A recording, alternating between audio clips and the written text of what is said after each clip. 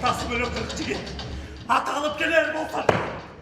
Фестивальды Талас облысынын Капар Медетбеков атындагы музыкалык драма театры ачып берди. Курманбек Кенже эпосун сахналаштырышып, калыстардын жана көрүүчүлөрдүн сынына алып чыгышты. Чыгармачыл топ спектаклдин үстүндө 1 айда иштеп, режиссердун купулуна толушкан. Башкы каарман актер Илгиз Жунусов Курманбектин образын дээрине жеткир аткарып, батырдын ролун ачууга аракеттенген. Курманбек Кенже эпос 45-42 жылдан бери эле сахнада түшпөй ойнолуп келет.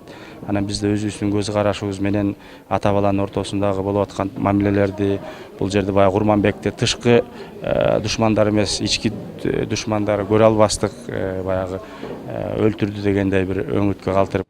Актердун айтуусунда спектаклдин жүрүшүндө чыгармачыл топту жаңылышуулар да болду. Муну ал жаш чыгармачыл топтун чоң сахнадагы алгачкы кадамынан деп айтат. Бул театрдан башка өлкө аймагынын 10 театр 9-чы республикалык театралдык фестивалга катышып жатышат. Чыгармачыл топтор алгач областтык сынактан өтүп, жеңүүчү намы менен бул жака жолдомо алышкан. Сынчылар коллегиясы бар, ошолор өздөрүнүн баасын берет. Эң негизги максат биринчиден көрүүчүлөрдү тейлөө.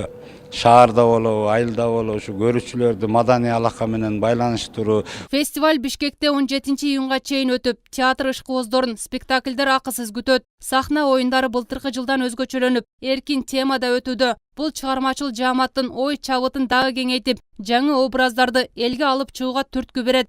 Сынактан жеңгендер күзүндө өтүүчү эл аралык Арт Ордо театр фестивалына жолдомо алат.